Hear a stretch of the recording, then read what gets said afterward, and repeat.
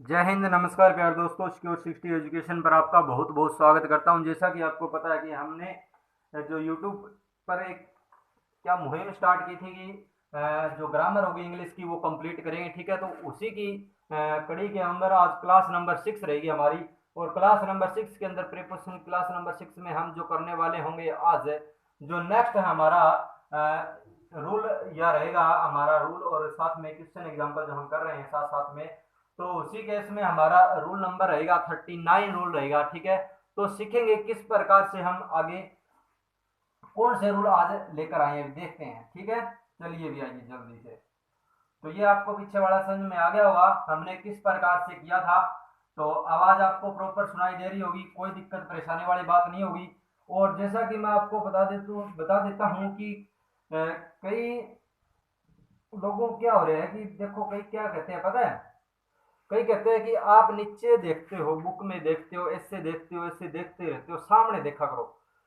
मैं उनको बता देता हूँ कि आप मेरे इस गलती को नोट करने की बजाय अगर जो मैं करवा रहा हूँ अगर उस पर आप थोड़ा सा ध्यान दें तो आपको वो काम आएगा, ठीक है। तो आपको जो मैं करवा रहा हूँ उस पर ध्यान देना चाहिए, ठीक है। न कि मैं कहाँ देख रहा हूँ, कहाँ क्या कर रहा हूँ, क्या नहीं कर रहा। उससे आपको क्या मतलब है, जो मैंने करवा दिया है उस पर आप ध्यान दो, ठीक है। तो जो करवाने वाला कंटेंट है उस पर ध्यान दोगे तभी आप आपके लिए वो बेनिफिट होगा। मेरे तरफ देखने से क्या है, मैं कहीं भी देखूं आप मेरी तरफ देख रहे हो तो वो आपका कोई डाउट नहीं होता। तो डाउट तो अब यहाँ पर जो मैं लिखता हूँ उसमें कोई डाउट है तो बताओ, ठीक है। तो मेरे को कोई सुझाव देने की कोई जरूरत नहीं है। सुझाव आप अगर ये कर लो, सुझाव वो काफी है मेरे लिए, ठीक है। बहुत है इतना। तो आइए चलते हैं नेक्स्ट एग्जांपल पर। तो देखिए अभी नेक्स्ट एग्जांपल है आपका 39 नंबर। तो 39 नंबर रूल क्या कहता है कि द एरोप्लेन, ये हमने पहले भी किया था शायद, the aeroplane the aeroplane flu the aeroplane flu dash the aeroplane flu dash the hill dash the hill dash the hill yesterday. क्या कहता है कि द एरोप्लेन फ्लू, एरोप्लेन है उड़ा, द डैश हिल मतलब उड़कर गया, हिल द हिल यस्टरडे, यानी कल जो हिल के ऊपर से एरोप्लेन है उड़ के गया भी, ठीक है। कोई दिक्कत नहीं है। यहाँ पर देखेंगे, देखो फ्लू जो एरोप्लेन है ये कोई हिल थी, ठीक है।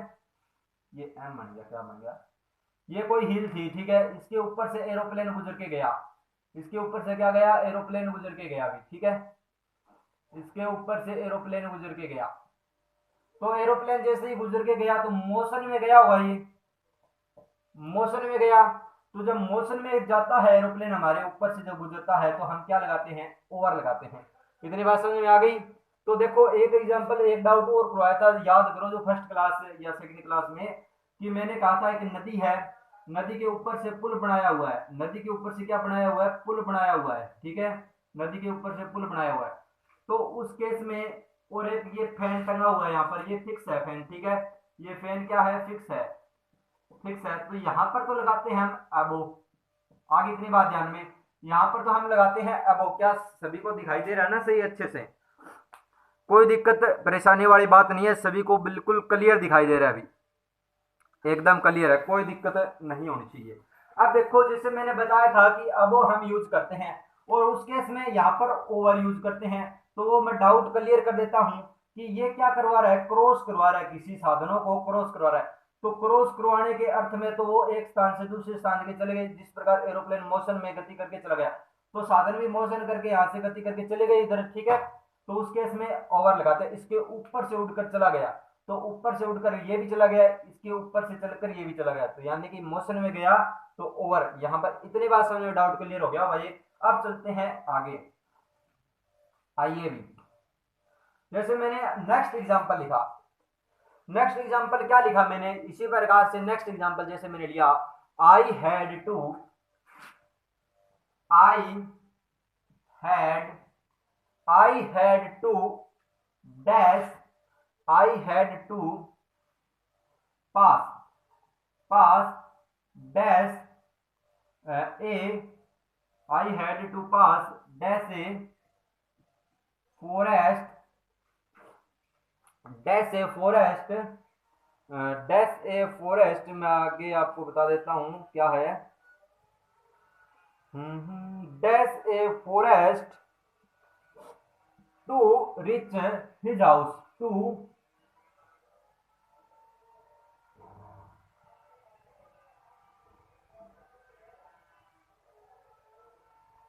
RICH तो हो गया धरने वाला, ठीक है, और REACH हो गया पहुंचने वाला, ठीक है।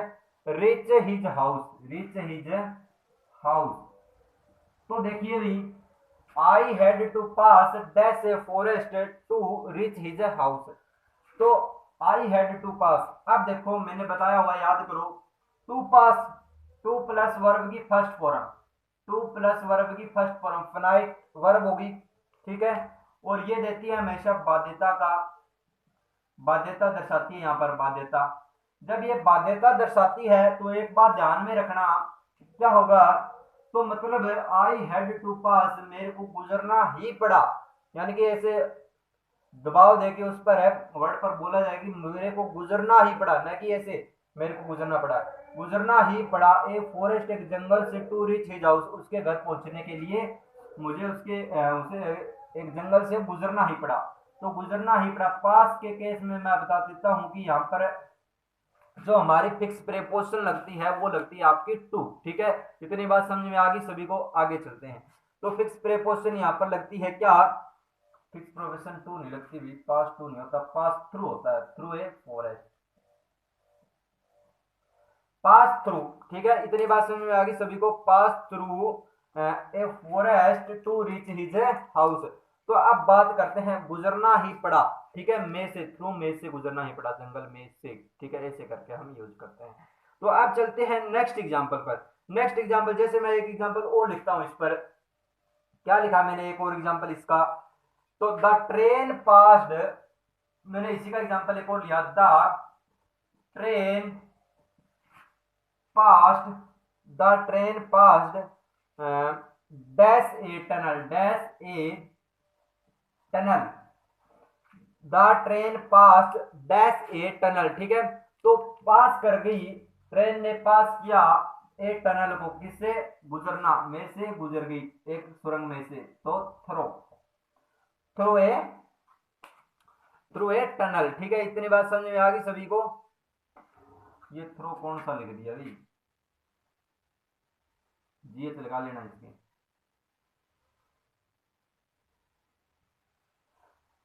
थ्रू ए टनल, ठीक है। इतनी बात समझ में आ गई सभी को, आगे चलते हैं। अभी देखो क्या हुआ, नेक्स्ट एग्जांपल हो लेते हैं। ट्रेन सुरंग में से गुजरी, में से गुजरना, train pass through a tunnel, ठीक है। ये थ्रो तो वो दूसरा वाला थ्रो हो गया जो फेंक के मारते हैं वो वाला, तो ये ROW लगाया था ना वो वाला अलग था, और ये थ्रू में से गुजरना, ठीक है। तो आप देखो नेक्स्ट हम रूल करते हैं 41 नंबर, क्या है, he comes dash, he comes dash a noble family, he comes dash a noble family, वह एक नोबल परिवार से आता है, फैमिली से परिचित है, मतलब संबंध रखता है इस केस में। तो कम्स फ्रॉम, देखो क्या होगा, अगर देखो मैं एक बात और बता देता हूं, अगर वो कम्स लगाकर किसी का प्लेस बाद में लास्ट में क्या देता है, प्लेस दे देता है, यहाँ पर डेस, प्लेस स्थान से, यानी फलाने स्थान से आता है, दिल्ली से आता है, मेरठ से आता है, कहीं से भी, ठीक है। तो कम्स क्या आएगा यहाँ पर, फ्रॉम लगा देंगे उस केस में, तो ठीक है। इतनी बात समझ में आ गई सभी को, तब क्या लगाते हैं, कम्स फ्रॉम। और इसकी बात करते हैं, जैसे कि हम इसकी बात करें तो he comes dash a noble family, तो उस केस में हम लगाते हैं ओ। अगर कोई प्लेस की बात न की गई हो, ठीक है, तो प्लेस की बात नहीं की गई है, तो कम्स ऑफ यहाँ पर एक फ्रेजल वर्ब के रूप में कार्य करता है। तो फ्रेजल वर्ब के रूप में कार्य करता है, तो यहाँ पर एक बिलोंग टू का सेंस देगा ये, और बिलोंग टू का सेंस देगा तो उस केस में जहां से वो बिलोंग करता है नोबल फैमिली से, किसी भी फैमिली से, और भी एक्स्ट्रा फैमिली कोई भी, ठीक है, तो उस केस में हम कम्स ऑफ लगाएंगे, ठीक है, फिक्स प्रीपोजिशन। ओके, इतनी बात समझ में आ गई होगी। अब चलते हैं आगे। जैसे मैंने लिखा आई वेंट, अगर और एग्जांपल है इसका देख लेता हूं मैं, है तो कोई नहीं, और कोई एग्जांपल नहीं है, बस यही है माई फ्रेंड। हाँ, इसका एग्जांपल लेते हैं, इसका my friend, my friend, my friend note come, my friend has come, has come, my friend has come dash Delhi, ठीक है।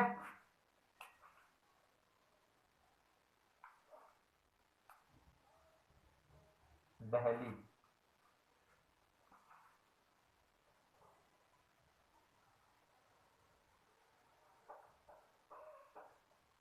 HLI, ठीक है। My friend has come dash Delhi, तो कम आया कहां से, मैंने बताया कि प्लेस आ जाए, कम के बाद में प्लेस लगा हुआ मिल जाए डैश दे के, तो उस केस में जहां से भी आया वहां से क्या लगा देंगे हम, फ्रॉम लगा देंगे। इतनी बात समझ में आ गई। इतनी बात अगर समझ में आ गई तो एक बार लाइक शेयर और सब्सक्राइब कर दो भी चैनल को। तो अब चलते हैं आगे नेक्स्ट पर। जिस प्रकार नेक्स्ट एग्जांपल मैंने लिया, यहां तक मेरे हिसाब से सभी को सही दिखाई दे रहा होगा, कोई दिक्कत नहीं है। आगे इसी में एक नेक्स्ट एग्जांपल को लेते हैं। जैसे मैंने लिखा, जैसे मैंने एग्जांपल और लिखा, नेक्स्ट रूल है जो हमारा, नेक्स्ट रूल मैंने लिखा, क्या लिखा, I want to, I want, I want to read books, I want to read books, I want to read books dash history, dash history. वे किसी को क्या मतलब, मैं कहीं देख के करवाऊं भी, ठीक है, तो आपको करवा तो रहा हूं कम से कम है, आप इस पर ध्यान दो, न कि मेरे पर ध्यान दोगे आप, ठीक है। मैं कहीं से भी कुछ भी करवाऊं, देख के करवाऊं चीज ना देख के करवाऊं, तुमको क्या मतलब है भाई, ठीक है। तो आपके लिए ये जरूरी है, मैं कहाँ क्या देख रहा हूँ वो जरूरी नहीं है, ठीक है। और जिसको गलतियां निकालनी है तो वो तो भाई कहीं में से किसी में से इसमें से गलती निकालो आप, तब पता चलेगा, ठीक है। मेरे में लाखों गलतियां क्या कमी समी, तुमको क्या मतलब, कोई मतलब नहीं है किसी को, ठीक है। तो इसमें गलती निकालो तब पता चले, तब मानू मैं। तो आई वांट टू, और हाँ भी किसी को दिक्कत है तो ये करवा दे भाई, बिना देख के करवा दे, क्या दिक्कत है। और ना करे, जिसका मन है वो करे, ना करे, ना मन है वो ना करे। अब चलते हैं, I want to read books dash history.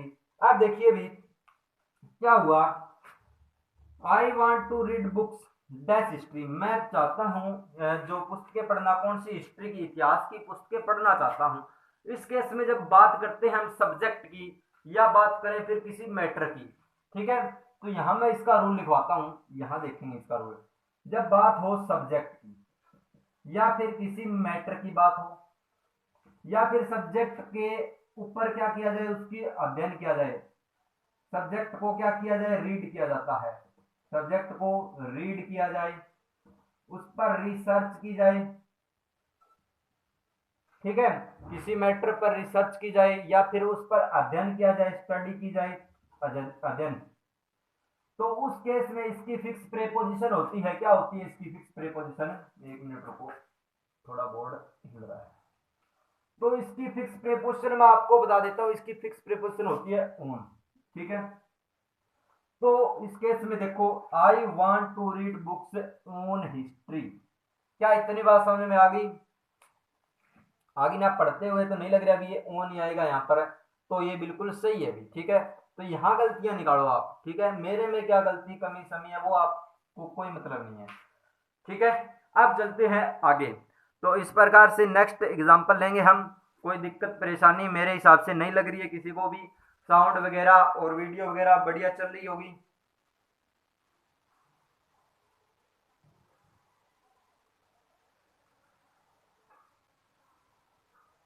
Sound सभी को क्लियर आ रहा होगा भाई, आशा यही है आपसे।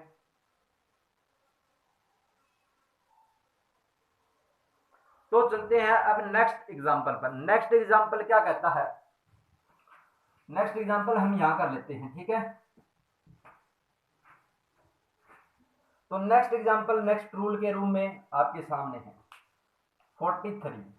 जैसे मैंने लिखा, क्या लिखा, आई वांट तो हमने कर लिया। इसका नेक्स्ट एग्जांपल और देख लेता हूं, कोई है तो। इसका कोई नेक्स्ट एग्जांपल और नहीं है। अब मैं बात करता हूं जिस प्रकार से और भी एक्स्ट्रा रूल की, ठीक है। जैसे मैंने लिखा you can play, you can पे,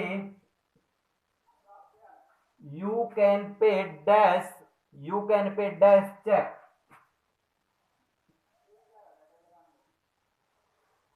यू कैन पे तुम कर सकते हो, पे अदा कर सकते हो, डैश चेक द्वारा कोई भी राशि आपको अदा करनी हो तो, ठीक है। उस केस में क्या करते हैं, you can pay dash check. अब देखो मैं एक बात बताता हूं आपको, क्या है रूल है इसका। जब पे करना हो, केस में करना हो, जब पे किस में करना हो, केस में करना हो, तब लगाते हैं इन प्रीपोजिशन। आई समझ में। और पे करना हो चेक द्वारा, पे करना हो, ठीक है, चेक द्वारा पे करना हो या फिर कार्ड द्वारा, क्रेडिट कार्ड, आपका कार्ड, सा कार्ड, ठीक है, इस द्वारा चेक करना हो तो क्या हो, चेक क्या करना हो, पे करना हो। तो ये हो गए इसके माध्यम। क्या हो गए, माध्यम हो गए पे करने के, पे के माध्यम हो गए, माध्यम पे, ठीक है, माध्यम कर पे करने के माध्यम हो गए। तो माध्यम है जब हो गए ये चेक और कार्ड है, तो उस केस में हम लगाते हैं, क्या लगाते हैं, बाय लगाते हैं। इसका फिक्स प्रीपोजिशन होता है बाय। अब बात करते हैं जो पे किया जाता है वो किया जाता है करेंसी, डॉलर में, किसी भी करेंसी में, रुपये में, दिनार, रूबल वगैरह में, ठीक है। तो करेंसी में इसका क्या किया जाता है, करेंसी में क्या किया जाता है इसका, जब पे किया जाता है करेंसी में, जिस प्रकार से डॉलर हो गया, रूबल हो गया, यूरो हो गया, ठीक है, और क्या हो गया, रुपया हो गया, ठीक है। इसमें जब आप करेंसी में, आप कहने का मतलब है कि करेंसी में आप पे करते हो, तो उस केस में क्या लगाते हैं, इन प्रीपोजिशन का यूज करते हैं। तो इस प्रकार से you can pay dash check, check में आप पे कर रहे हो, तो चेक द्वारा जब पे किया जाता है तो बाय चेक लगाते हैं, ठीक है। इतनी बात समझ में आ गई ना सभी को। अब चलते हैं नेक्स्ट एग्जांपल पर। तो नेक्स्ट एग्जांपल हम कहाँ करते हैं वो इधर देख लेंगे, ठीक है। तो ये सभी को समझ में आ गया होगा। अब इसको साफ कर देते हैं और आगे नेक्स्ट एग्जांपल पे बढ़ते हैं। जैसे मैंने लिखा, क्या लिखा, आर यू स्टिल एंग्री। जैसे मैंने लिखा are you still angry, are you still angry. जैसे मैंने लिखा are you still angry dash what I said, dash what I said. तो जो मैंने कहा, क्या आप उससे अभी भी क्या हो, गुस्सा हो, कोई बात नहीं यार, कह दिया तो आपने भी कहा था, ठीक है, कोई दिक्कत नहीं, आपने भी सुझाव दिया था, मैंने भी आपके लिए एक सुझाव दे दिया, कोई बड़ी दिक्कत परेशानी वाली बात नहीं होनी चाहिए। Are you still angry dash what I said, जो मैंने कहा उससे आप अभी भी गुस्सा हो, कोई दिक्कत परेशानी वाली बात नहीं होनी चाहिए। देखो जब हो एंग्री, क्या हो, गुस्सा हो, तो जब भी आप गुस्सा हो तो इसको रूल को सीख लेना। रूल क्या कहता है, जब आप पर्सन से दुखी हो, पर्सन से गुस्सा हो, तो उस केस में क्या लगाते हैं, हम लगाते हैं विद। क्या लगाते हैं, विद। जब पर्सन से दुखी हो, पर्सन से क्या हो, गुस्सा हो, तो उस केस में लगाते हैं विथ। और बात करते हैं मैटर की, जब आप किसी मैटर पर गुस्सा हो, मैटर पर गुस्सा होना, तो लगाते हैं क्या, फिक्स प्रीपोजिशन टू लगाते हैं। क्या इतनी बात समझ में आ रही है सभी को, कोई दिक्कत नहीं है। एंग्री किससे है, व्हाट आई सेड, जो मैंने कहा उस पर गुस्सा होना, किस पर गुस्सा होना, जो मैंने कहा, तो वो मैटर हो गया, तो मैटर पर गुस्सा होने के लिए एंग्री टू लगा देते हैं, कोई दिक्कत नहीं होनी चाहिए। अब चलते हैं नेक्स्ट एग्जांपल पर। नेक्स्ट एग्जांपल क्या कहता है, आइए एक बार देख लेते हैं। तो आ जाइए भी 45 नंबर एग्जांपल पर। 45 नंबर एक प्रकार से कहें कि आपका रूल हो सकता है। तो जैसे मैंने लिखा, इसका कोई और एग्जांपल मैं देख लेता हूं, है तो कोई, अगर पर्सन से एंग्री होता हो तो he is angry with dash मी। अब देखो मी कौन है, पर्सन है, तो पर्सन से एंग्री होगा तो क्या लगाओगे बताओ आप, पर्सन से एंग्री होता है तो विथ लगा देंगे, ठीक है, तो पर्सन से एंग्री विथ। अब चलते हैं 46 नंबर, जो एक प्रकार से आपका रूल भी है। तो जैसे मैंने लिखा he asked dash, he asked dash help, he asked dash help. एक तो होता है आस्क्ड,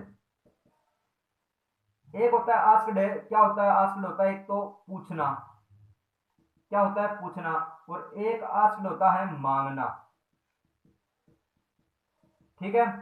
जब बात हो आस्क्ड की पूछने के केस में, जब बात हो आस्क की पूछने के केस में, तो उस केस में लगाते हैं कोई भी प्रीपोजिशन, नो प्रीपोजिशन, यानी कोई प्रीपोजिशन नहीं लगाते। नो प्रीपोजिशन की मतलब नो नीड, कोई भी प्रीपोजिशन की जरूरत है यहाँ पर नहीं होती। अब जब बात करते हैं मांगने केस में, तो हेल्प मांगी, ही आस्क्ड डैश हेल्प, उसने हेल्प मांगी, मांगने केस में क्या लगाते हैं हम, यहाँ लगाते हैं फॉर, तो ही आस्क्ड फॉर हेल्प, ठीक है। तो अब चलते हैं नेक्स्ट एग्जांपल पर।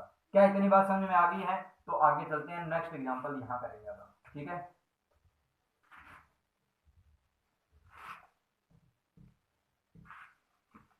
तो आइए नेक्स्ट एग्जांपल पर चलते हैं जल्दी से, कोई दिक्कत परेशानी वाली बात मेरे हिसाब से नहीं होनी चाहिए। तो आप चलते हैं नेक्स्ट एग्जांपल पर। नेक्स्ट एग्जांपल क्या कहता है, आई डोंट बिलीव, क्या कहता है, आई क्या है, कौन सा है ये 45 नंबर, ये 45 था, ये तो इसी का ही था 45, और ये हो गया 46 हमारा, ठीक है, और ये 46 हो गया, ठीक है। तो ये इसी का ही था, ठीक है, इसको साफ कर देते हैं, ये तो 45, ये था 45। तो अब देखो नेक्स्ट एग्जांपल मैं लेता हूं आपके सामने रखता हूं, क्या है, जैसे मैंने कहा, इसका एक और एग्जांपल कर लेते हैं। तो आई आस्क्ड, इसी का एक एग्जांपल और करते हैं, I asked dash him a question. अब देखो आपको सिंपल सा पता लग गया कि आई आस्क्ड, मैंने पूछा, उससे एक क्वेश्चन पूछा है, तो पूछने केस में जब बात हो रही हो तो कोई भी प्रीपोजिशन यहाँ पर नहीं लगती, नो प्रीपोजिशन। अब बात करते हैं किसकी, 46 नंबर रूल की। तो 46 नंबर रूल क्या कहता है, जैसे हमने I don't believe, I don't believe, I don't believe dash God, dash God. अब देखो यहां पर हम बात करते हैं इसके रूल की। तो जब हो किसी को बिलीव, क्या मक्खी कहां क्या है, बिलीव, बिलीव फेथ, ठीक है, बिलीव हो, फेथ हो, या फिर कहें ट्रस्ट हो, तो इस केस में क्या लगाते हैं, फिक्स प्रीपोजिशन में बता देता हूं आपको, क्या लगाते हैं, इन लगाते हैं। क्या इतनी बात सभी को समझ में आ रही है? अगर समझ में आ रही है तो आगे चलते हैं। जैसे I don't believe dash in, यानी कि I don't believe in God, ठीक है। तो जब बिलीव हो, फेथ हो, ट्रस्ट हो, तो believe in, trust in, faith in, तो इस केसेस में इसकी फिक्स प्रीपोजिशन क्या होती है, इन होती है। इतनी बात समझ में आ गई सभी को? अब आगे चलते हैं। जैसे कि मैंने नेक्स्ट रूल लिखा आपका 47, बीवेयर के केस में है, बीवेयर, ठीक है।